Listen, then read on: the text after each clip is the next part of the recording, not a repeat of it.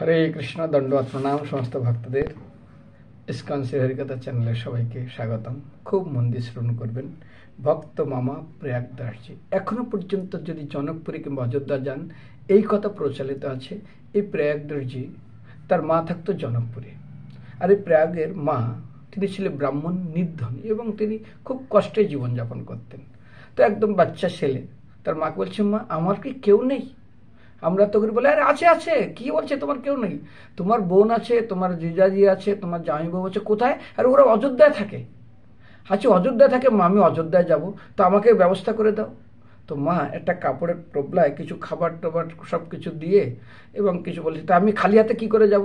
তো কিছু জিনিস দিয়ে প্রয়াগরাজ মায়ের কাছ থেকে নিয়ে তিনি রওনা হয়ে গেলেন।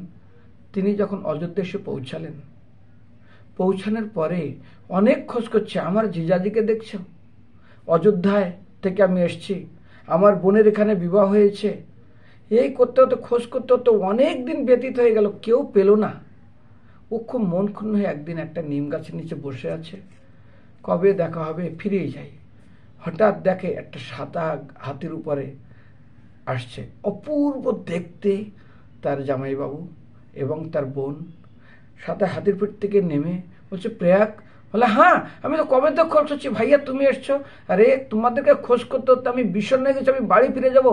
তুমি জানো না আমি কতদিন তোমাদের অপেক্ষা করছি, কোথায় খুঁজতে বাকি নেই। বলছে, ভাই আমাদের এমন একটা জায়গায় থাকি না, আমরা সংবাদও পাই না, আর যাওয়াও কঠিন। যাই হোক, তুমি অনেক কষ্ট এসছো, তো তুমি বসো এখানে। বসে তারপর বলছে, মা কেমন আছে, এই কেমন আছে, সব কেমন আছে, জিজ্ঞাসা করলেও ভালো আছে, তুমি কেমন আছো, এবার তোমরা কোথায় থাকো, তোমরা কি করো? আমরা এখানে থাকি। তো ওই প্রত্যেক দিন ওই নিম গাছের নিচে প্রয়াগরাজ থাকেন। আর ঠিক সন্ধ্যার সময় সে রাম আর সীতা আর রাম এসে দর্শন দেন। একদিন গল্প বলছে, বনবাসের গল্প। কাকে? প্রয়াগরাজকে, রামচন্দ্র। সীতা মাতা বলছেন কত কষ্ট, কত কি, আর রামচন্দ্রের পাশের থেকে হেসে ফেলছেন।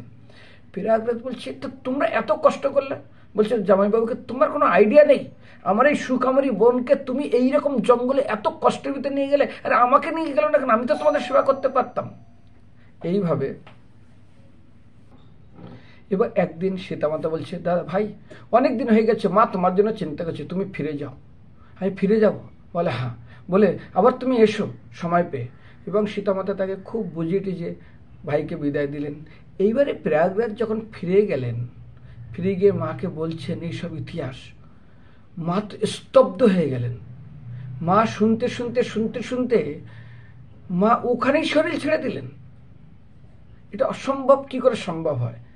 মানে মা ছিল রামের ভক্ত, আর এইরকম ঘটনা ঘটেছে তার ছেলের সঙ্গে, আনন্দে তিনি ভগবানের বিরাট শরীর ছেড়ে দিলেন। এইবার প্রয়াগরাজ কি করবেন? মন বসে না, মা নেই। তিনি আবার রওনা হয়ে চলে আসেন জনকপুরী। জনকপুরীতে এসে তিনি খোঁজ করেন, ওই নিম গাছের নিচে বসেন। প্রত্যেক দিন জামাইবাবু এবং তার বোন আসেন এবং অনেক রকম কথা হন। একদিন বললেন, প্রয়াগ চলো তুমি আমাদের সাথে আমাদের গৃহে। বলে ওই যে প্রয়াগরাজকে নিয়ে গেলেন, আর কোনোদিন প্রয়াগ ফেললেন না।